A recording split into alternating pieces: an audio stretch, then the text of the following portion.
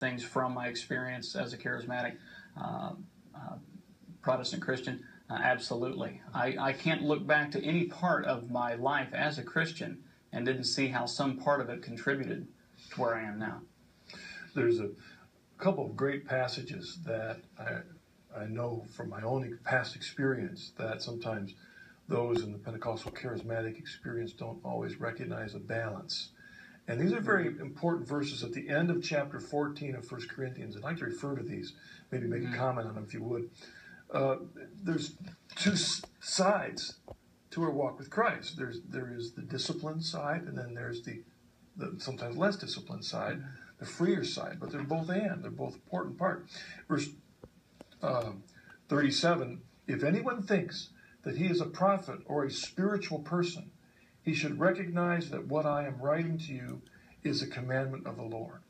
Now, in that passage, we have this subtle, but we have a wonderful example where here someone says, I have a call of the Lord to say this, or I have a call to be a preacher. But Paul, who is the church, the authority, apostolic authority, says, then you should recognize what I am saying. Recognize the authority of discernment of those in authority. Then he goes on to the next passage. If anyone does not acknowledge this, he is not acknowledged. So it isn't this independent person. I have a word of the Lord. They must be under the authority of the church. And then he goes on.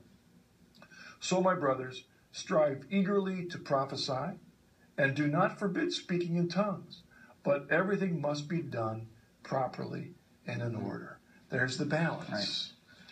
I don't want to comment on any of those things. That's where some of the problems can come in those particular communities. There's always a reference point, something to refer back to that we can know that what we're getting is true, that what we're getting is right. As you were reading that, I thought of a passage in 1 John, I think around chapter 4, where John says to test the spirits, to discern things. But John's conclusion ultimately was, in that book, how do we know that someone is of the truth?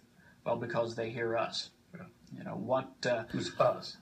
Apostolic authority. Apostolic authority. We would think, how could John be so arrogant to say, if you know the truth, well, it's because you hear us.